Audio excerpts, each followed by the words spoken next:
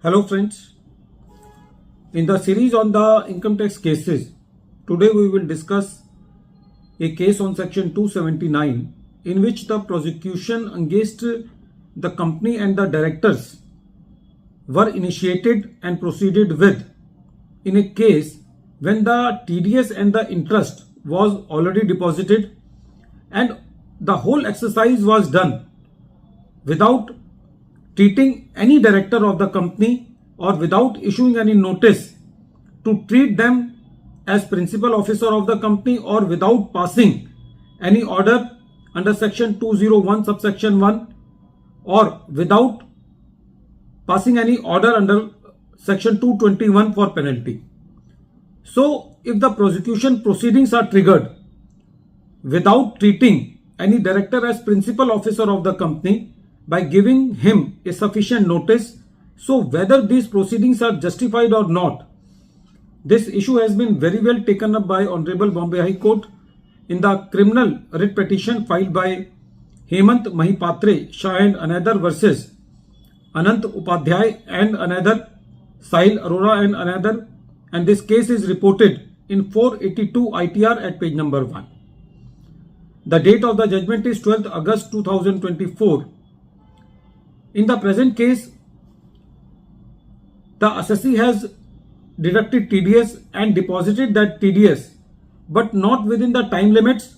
So the assessee has deposited all the TDS with interest under section 201 subsection 1A. In spite of this deposit of TDS with interest, the commissioner accorded sanction under section 279 subsection 1. Under section 276B, read with section 278B, before the Additional Chief Metropolitan Magistrate. Additional Chief Metropolitan Magistrate accorded the consent for prosecution proceedings and the orders were passed accordingly. When the matter came before Additional Session Court, the Additional Session Court also rejected the criminal revision application of the assessee and confirmed the orders of the Additional Chief Metropolitan Magistrate. The assessee filed criminal writ petition under section 482 of the Criminal Procedure Code 1973, read with article 227 of the Constitution of India. When these criminal writ petitions were heard by Bombay High Court, the Bombay High Court held that in the present case, there is no doubt that the TDS has been deposited with interest under section 201 subsection 1A. The court said that in the present case, it is very clear from the records that no notice to treat any director of the company as principal officer under section 2 clause 35 clause B has been issued.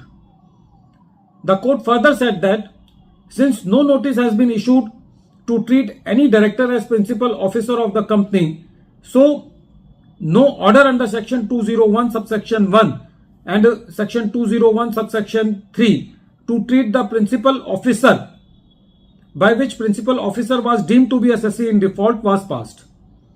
And even those orders which are being passed by the department under section 201 subsection 1 and section 201 subsection 3, they are also appealable orders, but they have not been passed in the present case. And further court said that in the present case, even no penalty order under section 221 has been passed against the petitioners in the present case. So the prosecution proceedings started by the principal commissioner are not justified and the court quashed this prosecution proceedings.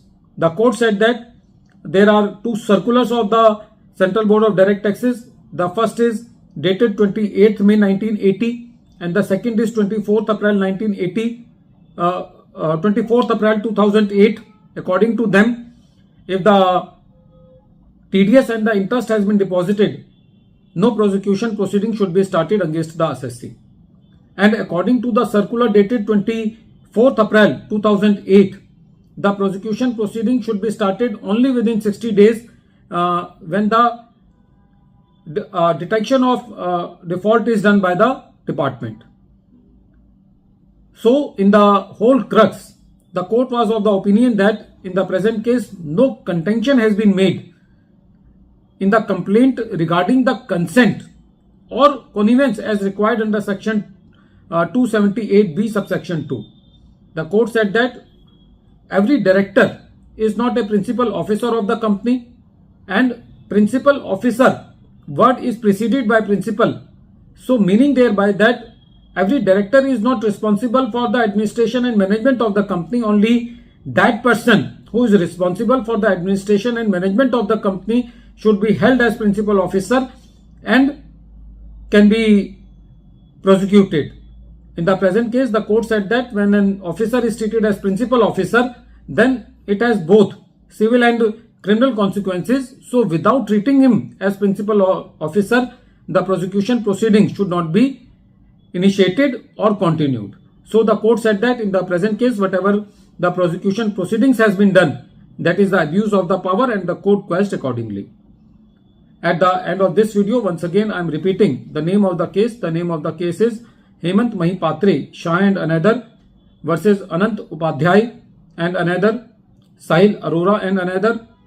And this case is reported in 482 ITR at page number 1, and the matter has been decided on 12th August 2024.